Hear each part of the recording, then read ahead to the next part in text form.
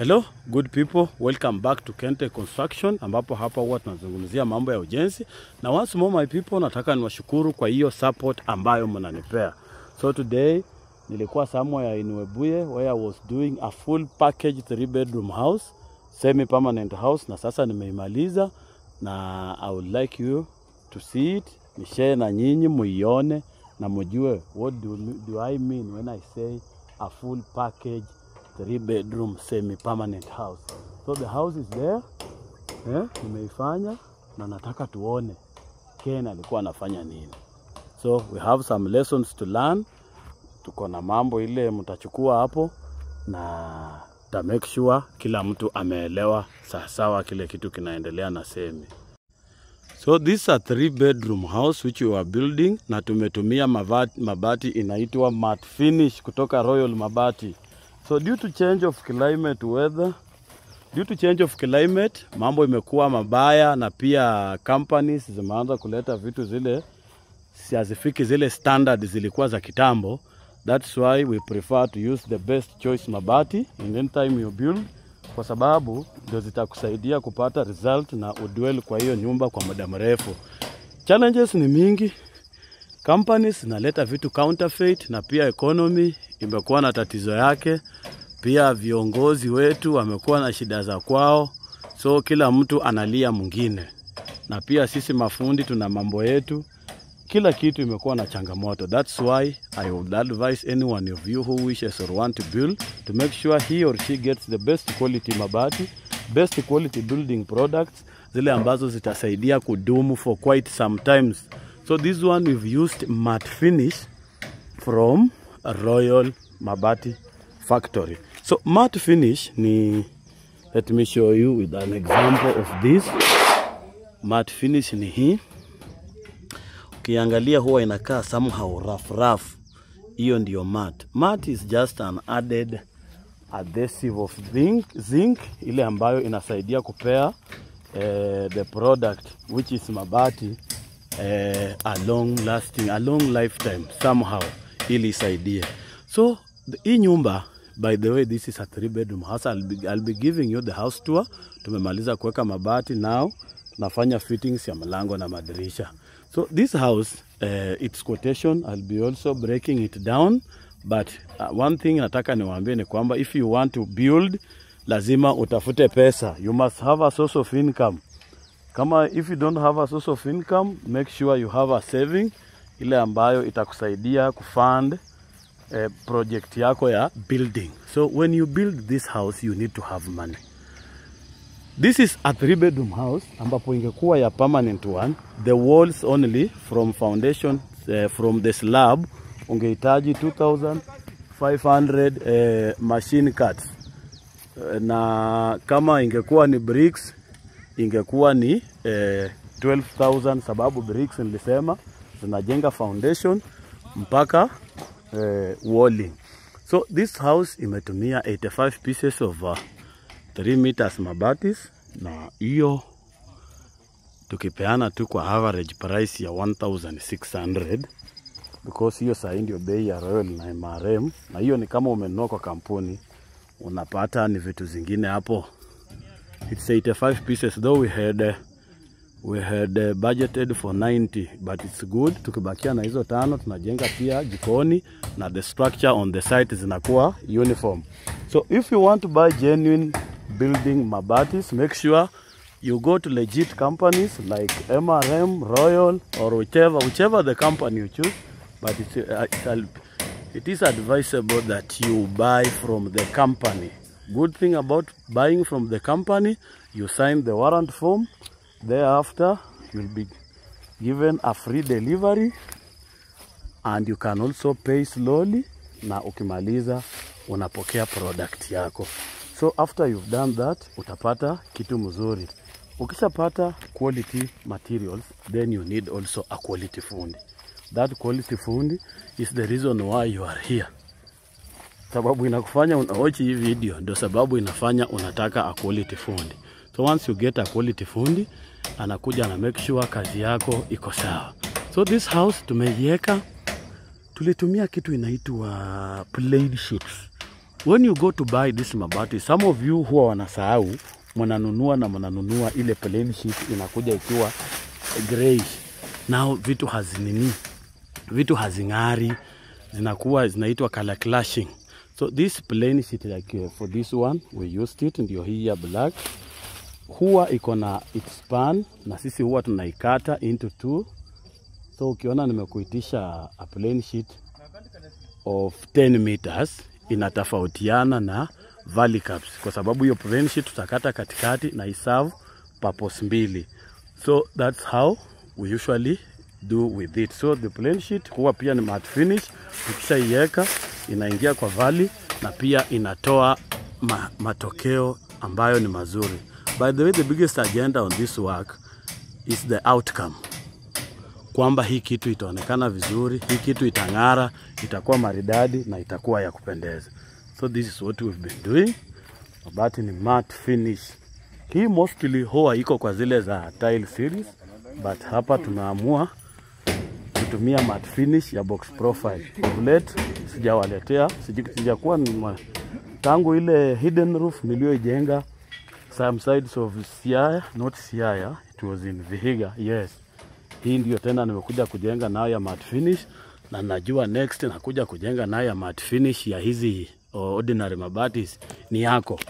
So if you are interested, we just call Ken. Mimi niko aware na nitakuwa nakuja kufanyia kazi. So hii nyumba imecost 120 posts.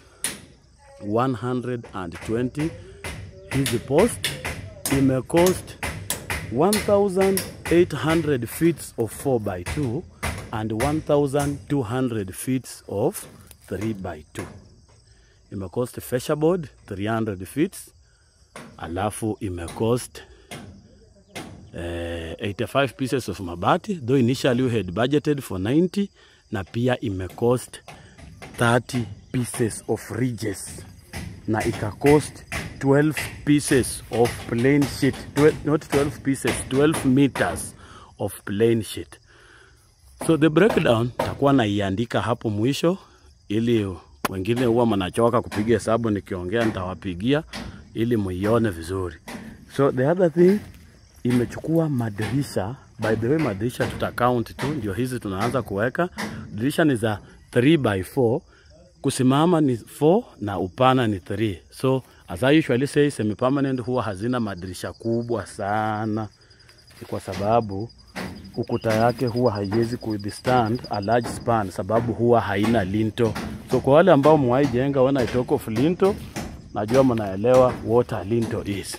So here it is, inachukua madirisha 8. Yes, it takes 8 windows because the 3 bedrooms they have 3 windows. The kitchen has a window which is a 4th one. The dining has another one, that is the 5th. Alafu hapo in between nakuja hapo ndani kuonyesha, but for now I was just giving a breakdown. We need 8 windows ambazo kama utatumia hizi madirisha zetu hizi inaweza kukucost around 5,000 each piece kama utapata dirisha mzuri. Alafu pia itachukua milango 4. Yes, it is B4, 3 steel doors, 1 the steel grill, 2 the main door, and 3rd the back door. Those are the steel doors zile zinahitajika kwa hiyo nyumba. Hizo ni vitu kosti. Milango za ndani ni 7, zile za mbao hiyo unaweza weka average ya 5,000 times 7.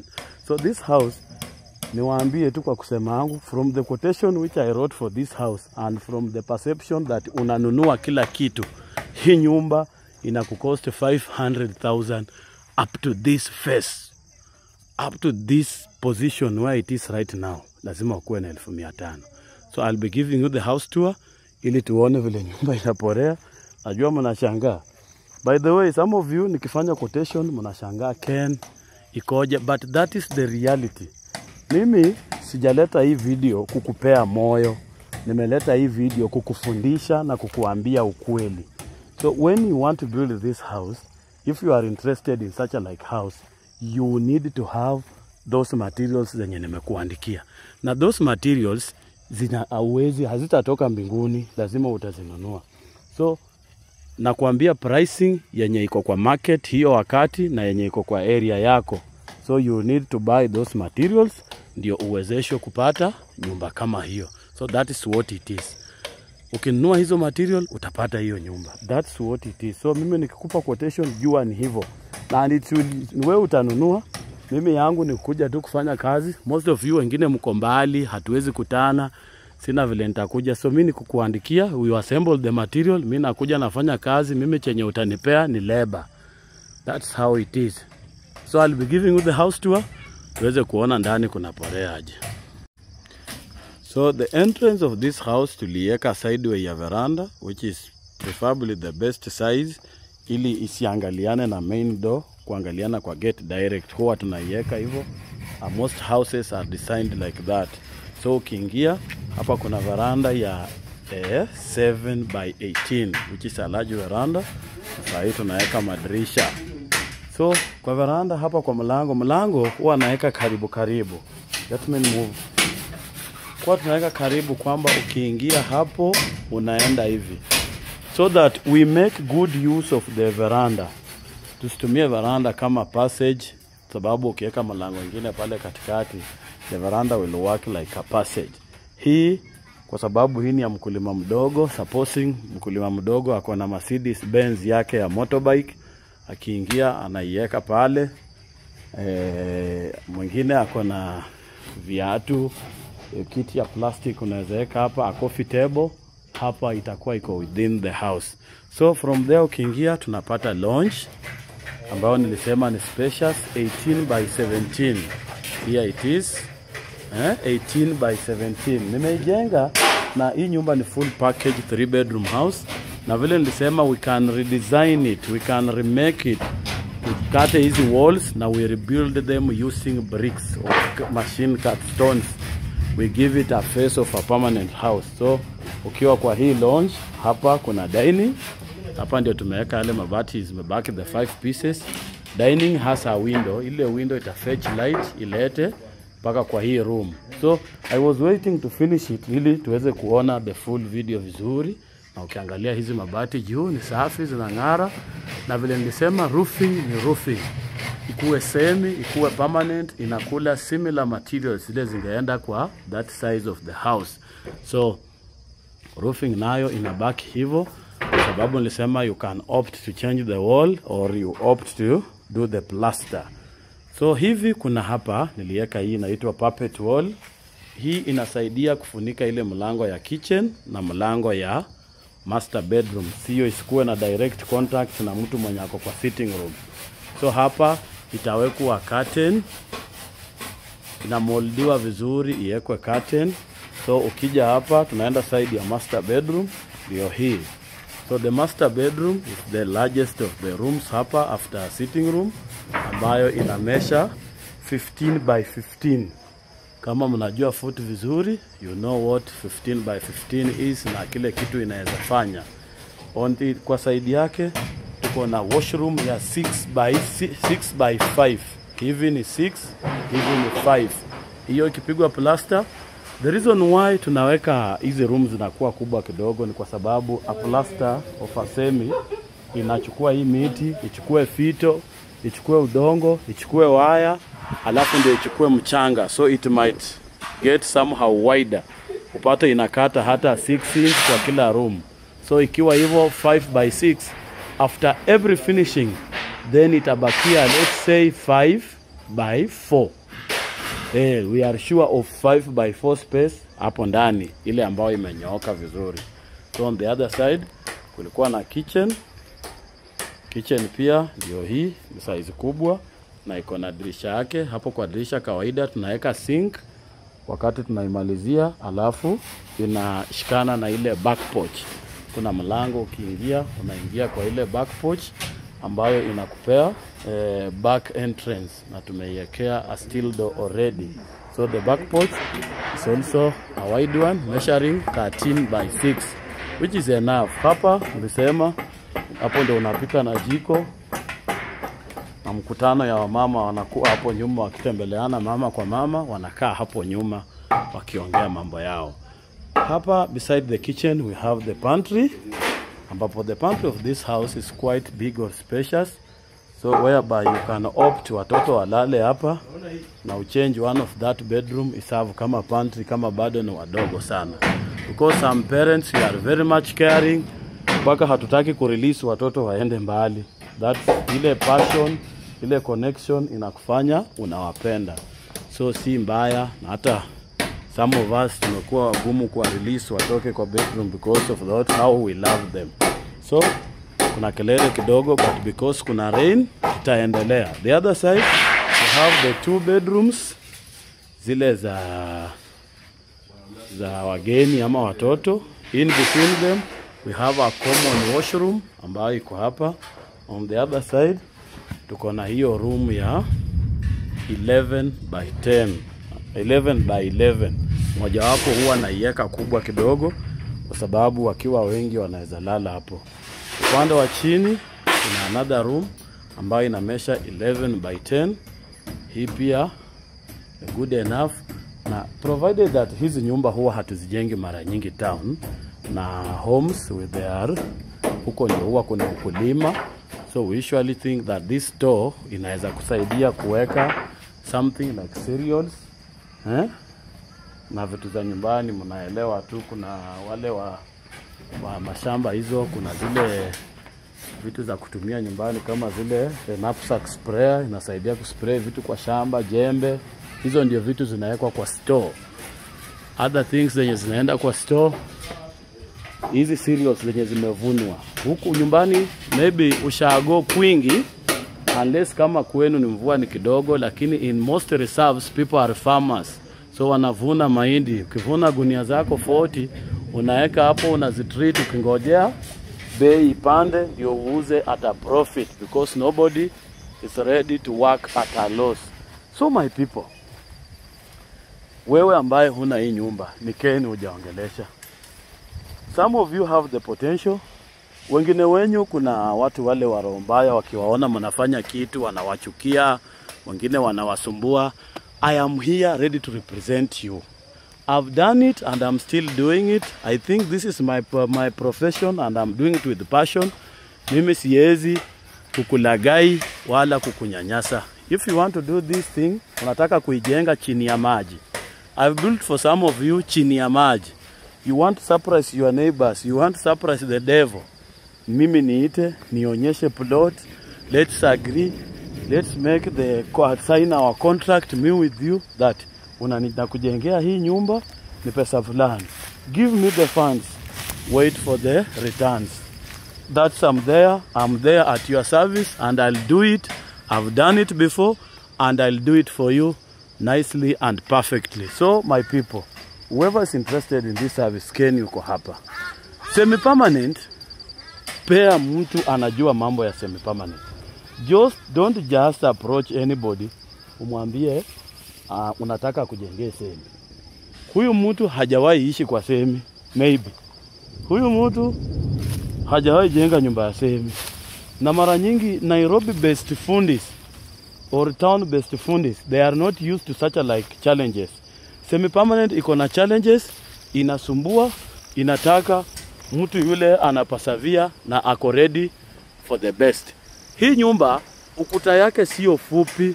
It is the positioning of I the cameraman yenye inafanya unaweza dhani kwamba hii ukuta ni fupi, but I know what is best for every house. Na hii tulipasua post za 11, so the wall is full 9 feet. The wall of this house is 9 feet. Na hiyo iko sawa kabisa. Hiyo iko sawa na semi. I know what is best for every house.